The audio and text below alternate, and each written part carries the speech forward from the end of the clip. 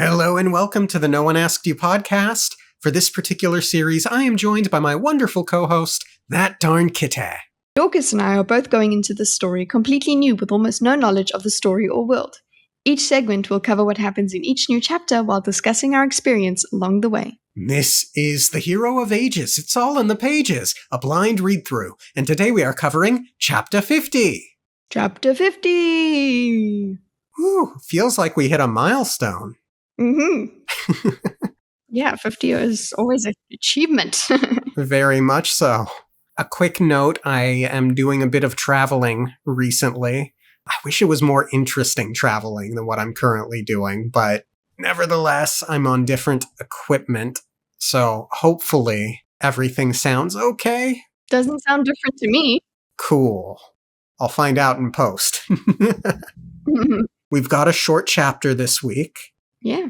In a way, it's good because we're doing the interludes for Words of Radiance this week as well, and that's a whole 4 chapters. Yeah, quite a lot.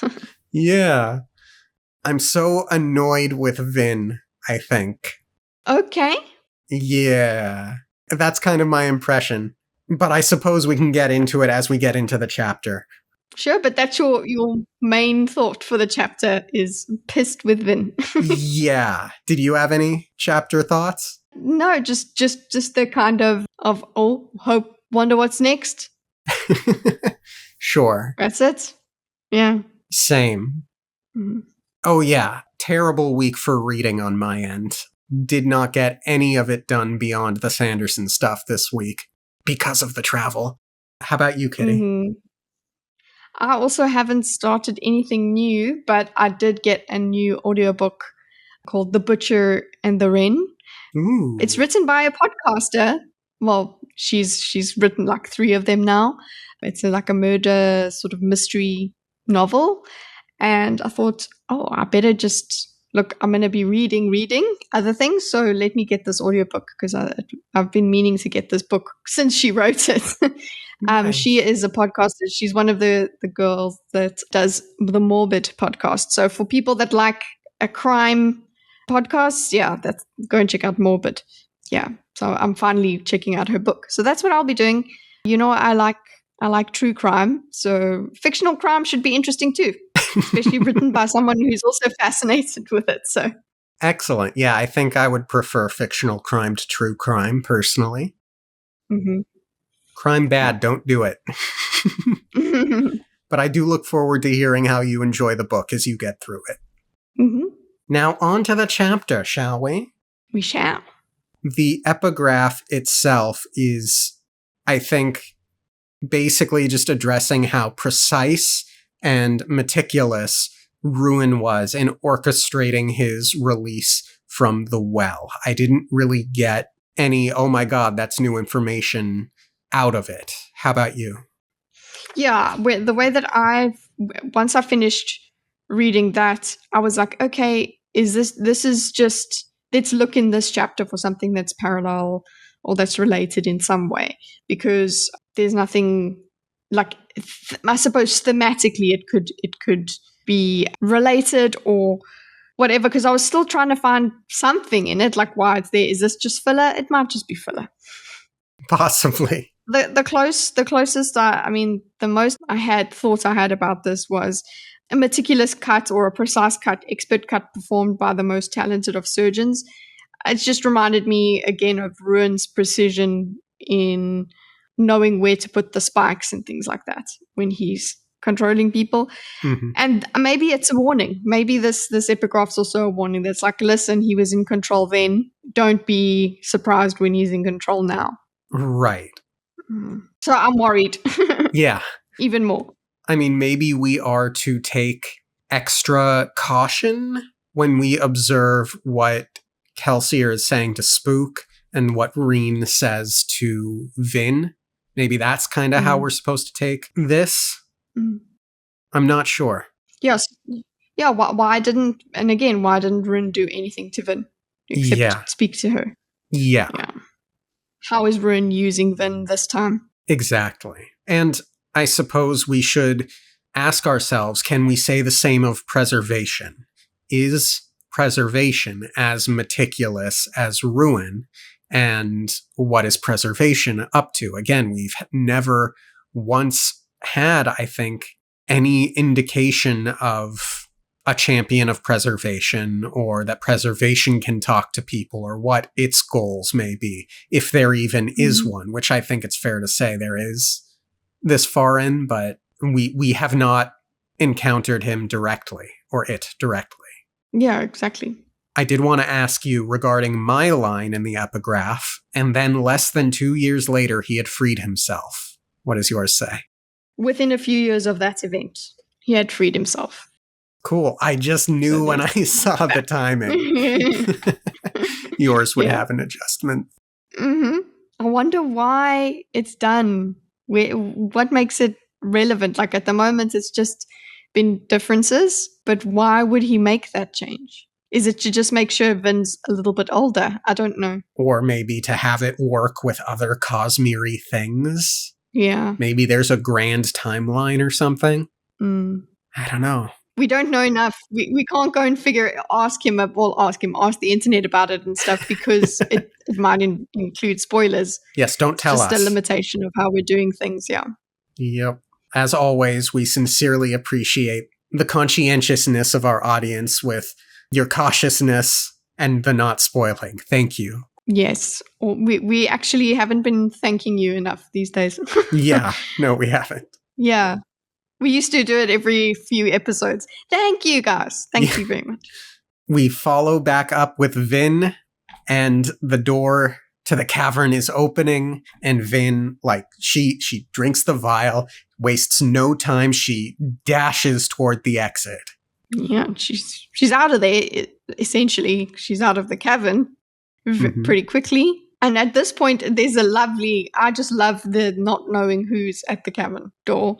And because she zips past very quickly. I love that whole scene. Yeah.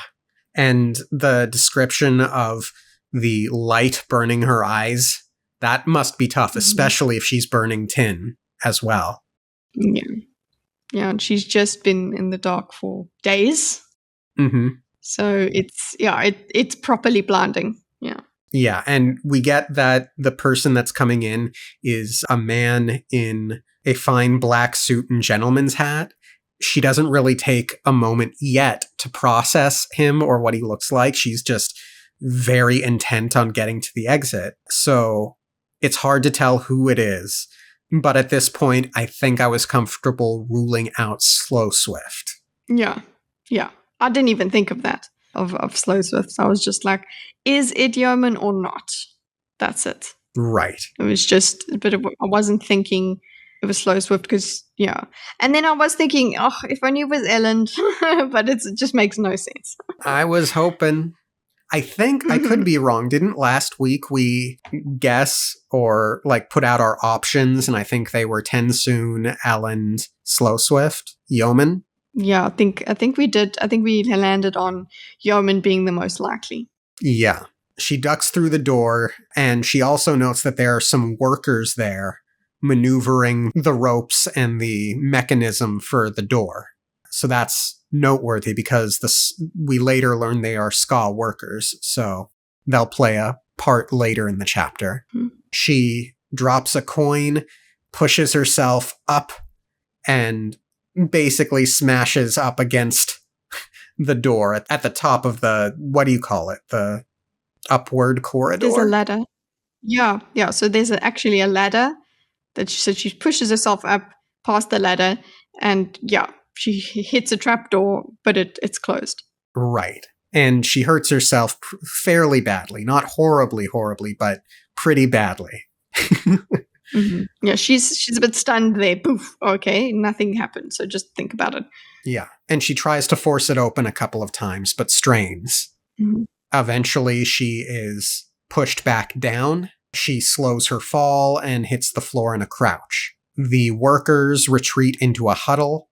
They are scared. They probably think they're going to be killed. Yeah, this is their Ska, and they're living in the Ska world that they had before. So that would be my assumption too if I was them. Yep. Then again, for the Ska workers, I wonder what rumors they have heard of Vin, because one would think, oh, she's Ska like us. We can trust her. She wouldn't kill us. But then again, I don't trust Yeoman or potential propaganda. So, Yeah, and she's just pretty scary yeah, in her ability. very true.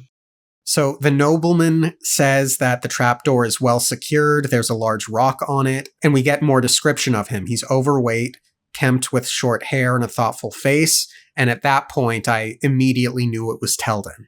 At this point I didn't, because I was just like, let's go along. I don't need to I don't need to assume anything. I'm along for the ride with Vin. Fair. I do that often. I don't try and predict things, but when I do, I get it right sometimes, but it wasn't one of these. Right? Now, my mind did begin to imagine things once I started working with the presumption that it was Teldin, and I want to talk about what those imaginative thoughts were, but I want to wait until it's confirmed in chapter that it's Teldin to discuss them. Okay, sure.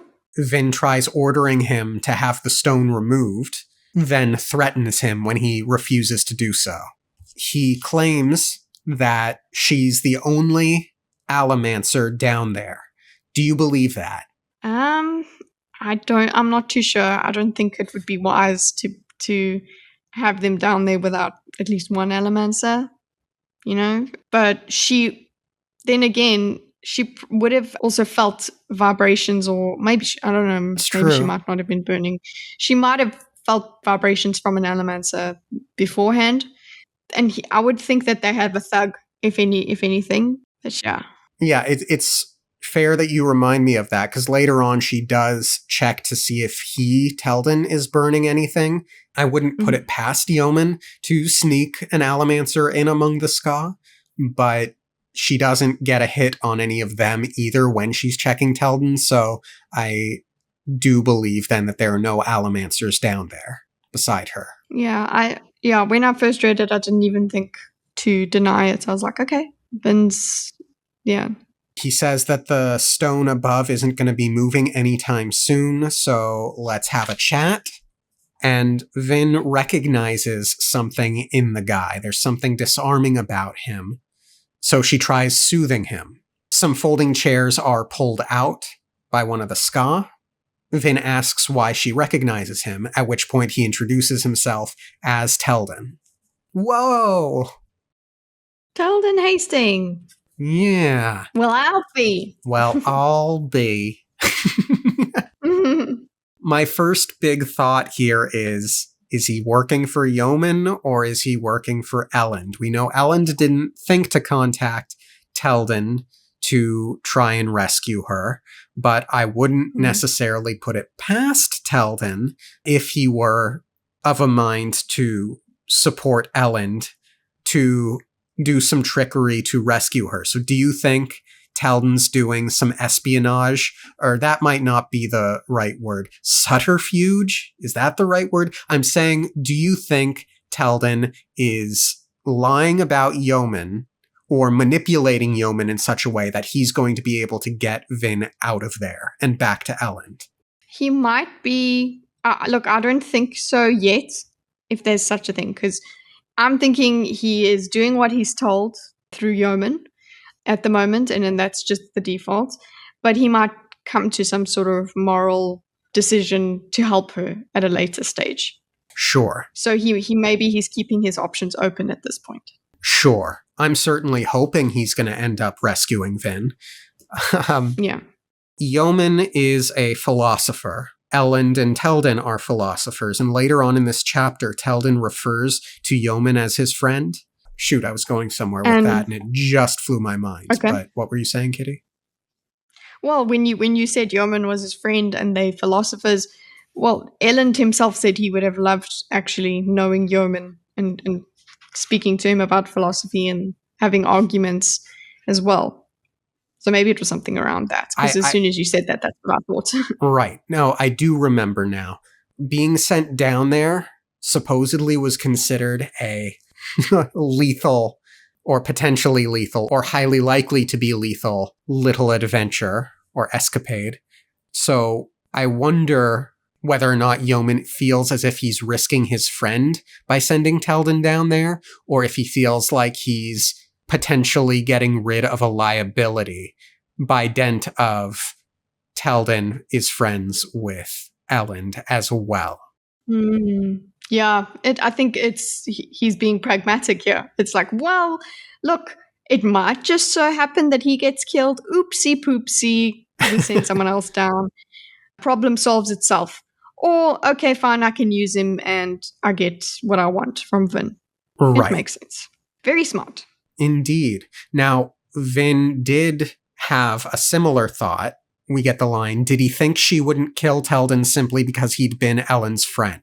So it could have been calculated in that direction as well.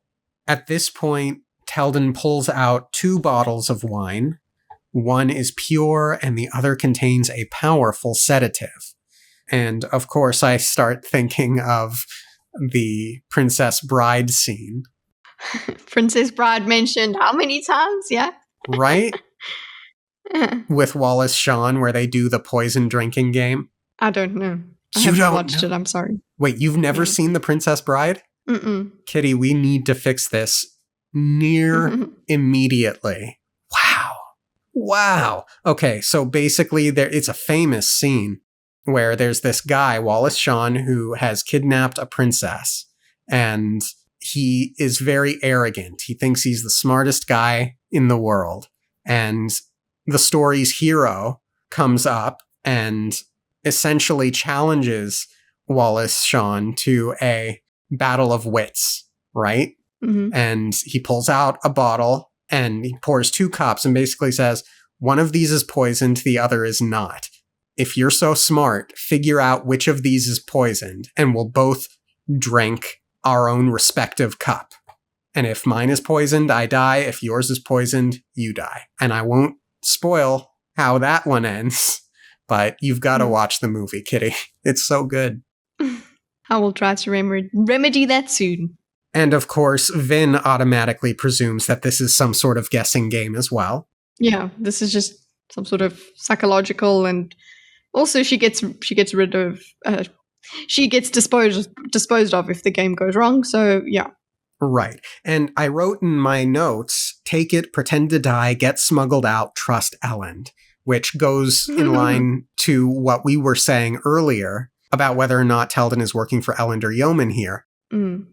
I guess I'm so cynical that I didn't even think of that hope that it's Elend through Teldon.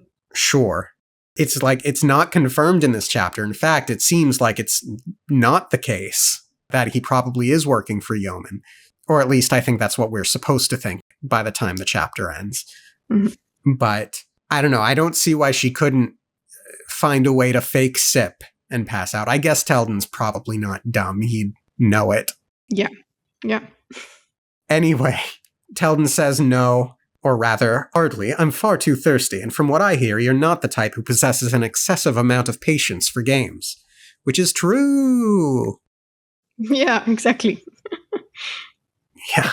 And as he pours 2 cups of wine, genuine wine, I believe, Vin realizes that Teldon is similar in mannerisms to the old carefree Elend. Yeah. Which is kind of old, sweet. Soft Elend. Yeah. It's a bit like I felt a bit of sadness for her there. And that she has the thought, Yeoman has created a place where men like Teldon can retain some of the innocence, which made me sad for Elend because it's like she views it as, he lost a lot of his innocence because of all the development he's done, which happens in life. It's sad, but also good.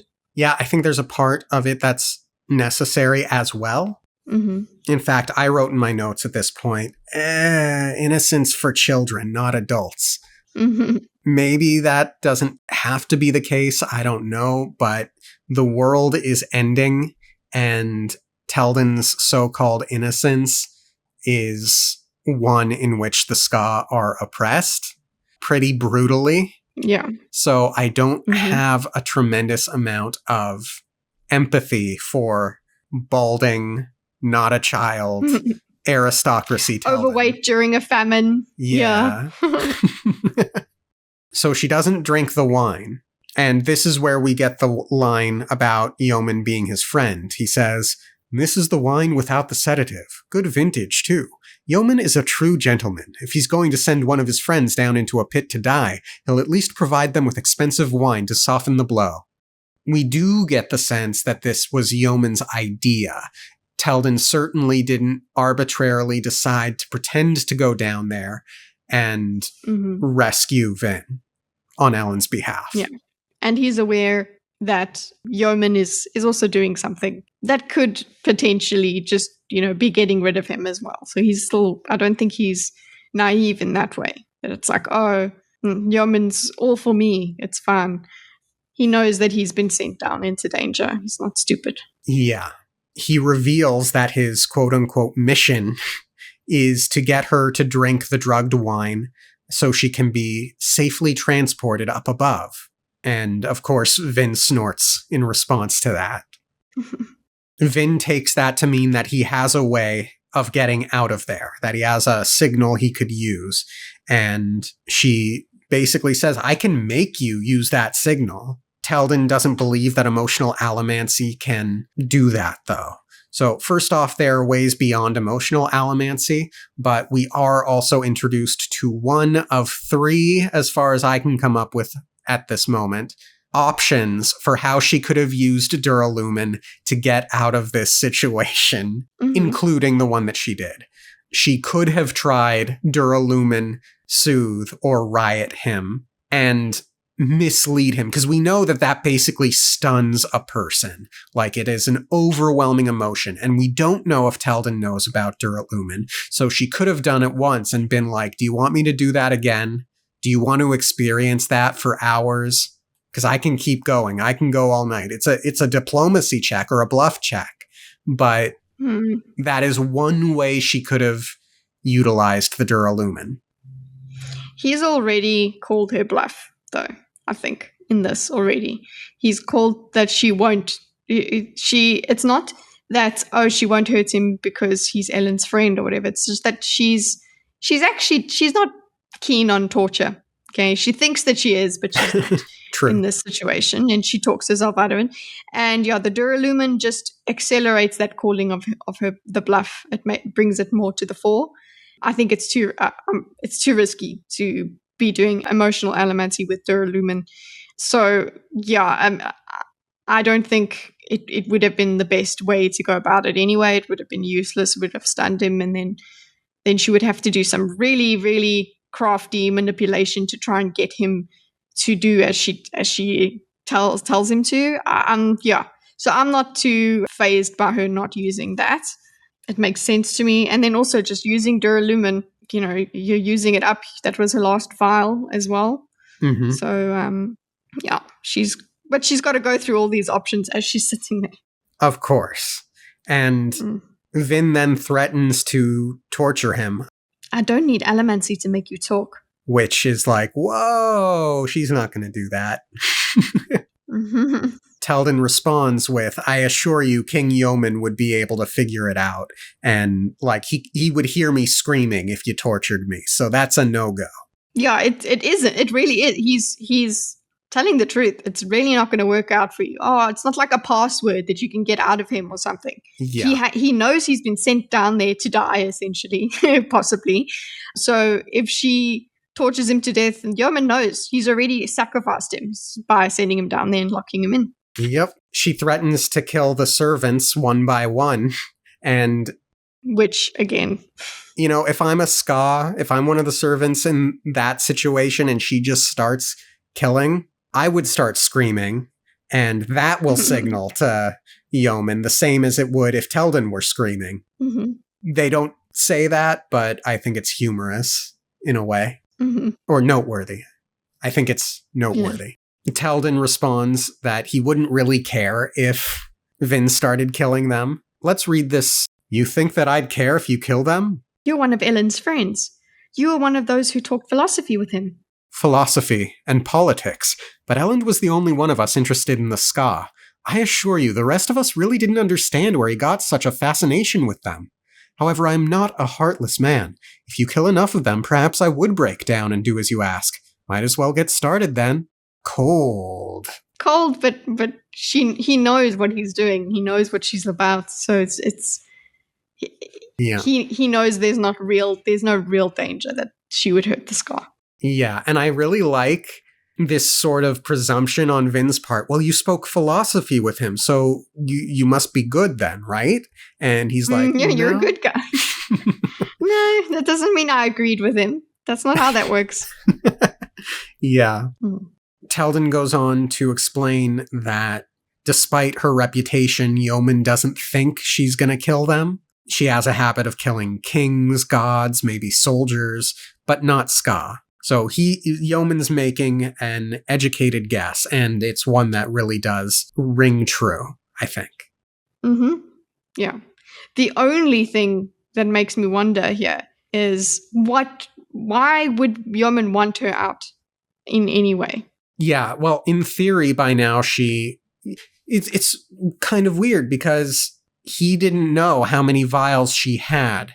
So I don't think it's fair to presume that she would have wasted all of her metal to burn within the time frame that she had been locked in there in case she had vials, as she demonstrates that she does. So Yeoman is smart enough to know she could probably do it. Now, we don't know if Yeoman knows about the metal that drains other metals, but there wouldn't necessarily be a way to force her to burn it in the way that the Inquisitors did in Book 1. Yeah. So you're right. Yeah. It's very much what's going on here.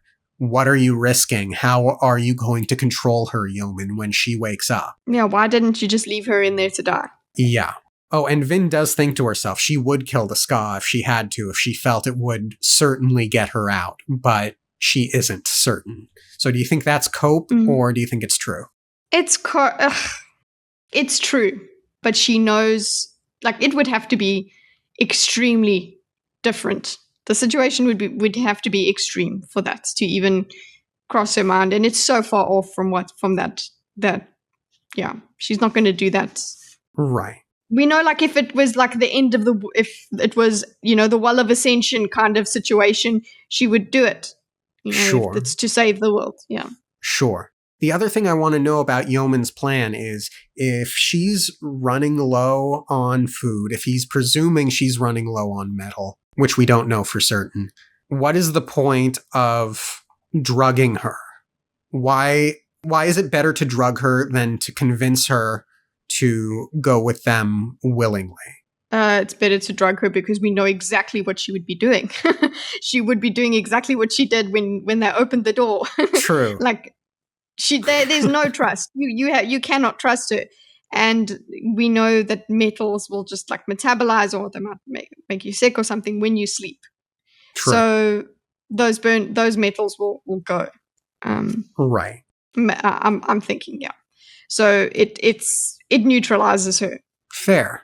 Teldon says that unless they found a way to open some more cans of food, they're all going to starve down there. And Vin just drank a whole vial of metal. She could go open a bunch of cans. Mm-hmm. But then she's in the same situation. Exactly. There isn't much of a status quo shift if they're all trapped down there at that point. Yeah.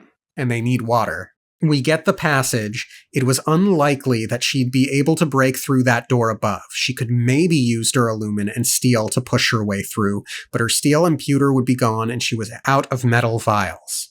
That one passage right there is why I'm really mad at Vin in this chapter. Because I think, and or feel, that option there is more likely to result in success than burning duralumin to try and withstand the poison. I think they're equally likely to fail anyway. Both of them failed. Sure.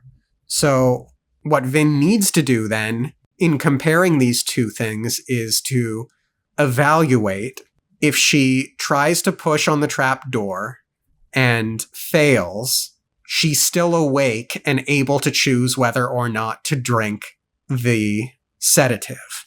And that will then be her choice, whether or not to do it. Yeah, but she's in the same... Hold on. If that's her choice, whether or not to do it, she's still trapped. Right. If she chooses to use the Duralumin to try and withstand the sedative, she will never know if pushing on the door would have worked. And either way, all roads lead to sedative. So Exactly. I feel like the optimal choice here would have been to try to push on the trapdoor, and then if that doesn't work, drink the sedative. Oh, yes, sorry, go on. I'll have a thing to say later. Oh, I think she did pretty good. She made the decision. She didn't want to take a physical risk and see. She didn't want to burn two metals as well. Sure. Because then she loses 2 metals in that push.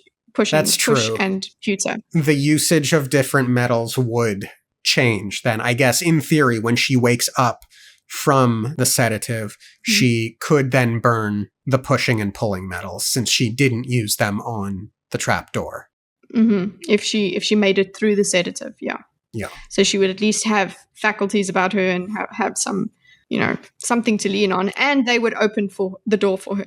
Yeah. Unless the sedative keeps her knocked out so long that the digestive processes diminish the amount of metal. Yeah. But again, she was taking a very desperate chance. She didn't have much of a choice. True. I think she did well. Yeah.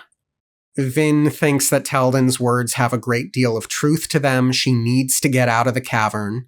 She realizes that Yeoman is much more clever than they gave him credit for or expected of him. And she comes up with the idea to burn pewter with Duralumin and hope to withstand the sedative, pretending to be knocked out. Mm-hmm. Now, here's one thing. If Teldon were genuinely on Ellen's side, he might have just said, yeah, pretend to drink this and we'll get you out. Then again, the ska could blab at that point. So maybe And you not. could have some Tanai listening on the other side. That's true. She weighs the pros and cons as best she could. She realizes that Yeoman might not want her dead, or he'd have left her to starve. Now, it's possible, because Vin has now had enough time down there to memorize the metal sheet, and Yeoman knows that Elend really wanted to know what was on the metal sheet. It could be that he's going to be like, did you see the metal sheet? Yes? Okay. You got what you wanted. I will trade you back if you promise to leave. That could be what's going on in Yeoman's mind. That would be a great scenario for Vin and Elend. I agree. I don't know if he would be that good to Elend and Vin. Yeah. Hard to say. She takes the drink very decisively, and this was the other reason I was mad at Vin in this chapter. She just did that. She didn't ask questions. She didn't ask, what does Yeoman want? She didn't ask, why is Yeoman doing this now? She doesn't ask, hey, how's Elend? Is he okay? Have you heard from him? None of these questions. She's just immediately going to drinking the thing. Now, I think she's being very fight or flight, as she is fighting. She's in fight mode. She has no time to ask questions. She's feeling very trapped. So she just wants to get out of this as soon as possible, and getting out of it is doing this drink thing. She's been defeated. She's been manipulated. So she's not in the state of mind that's going to be asking questions. The same thing is like, she didn't ask questions. She just rushed through the door. She didn't say, who's at the door? Who's there? Whatever. She just ran through it. So I get where she's at in this one. So I wasn't annoyed with that. Gotcha. And can we even trust the answers that Teldon would give? No. She doesn't trust, shouldn't trust them anyway. So, but yeah, the more information, the better. I agree with you in that, but I can see why she's acted the way she has. Sure. I would have liked to know. So she drinks the thing, she burns the Duralumin, she bolts upright for a moment, and as soon as the metal is burned... She almost bolts upright. Bolts upright. The metal is burned, and she passes out. We get the exchange between Teldon and one of the servants. I'll be. She actually went for it. You'd be dead if she hadn't, my lord. We'd all be dead. Does that mean Yeoman would have killed them if they failed because she wasn't prepared to kill them? I feel like that's a comment on Yeoman. I wonder if they're all poisoned, like Yeoman poisoned them all and said, you can have the antidote if you go down there and convince Vin to take the sedative. or something. I mean, that's just imaginative. I don't know. I'm saying there's something more to this exchange. Yeah, it's not necessarily that they'd be dead because of Vin. Yeah. Oh, I misspoke. Vin is awake for that moment, and then after that exchange, the Duralumin ran out. So I'm hoping that she heard that and came to some sort of thought, or will come to a thought. At some point, yeah. Thus ends the chapter. Short but sweet. Juicy. Quite. Progress is being Many made. questions. Yep. Yeah. Things are shifting. Yeah. Anything else to say on the chapter, Kitty? Like the video. If you like. Look, I think Vin jumped too quickly to that decision to drink the sedative, but you don't need to take much time at all to decide to hit the like button. Do it. Thank you all for tuning in. Have a great rest of your week. Subscribe to That Darn Kitta if you get a chance, because she's got a great channel. Subscribe to this channel, because you know it's great. It would be greatly appreciated, and we'll see you next time. Okay, thanks, bye. Hey, thanks, bye.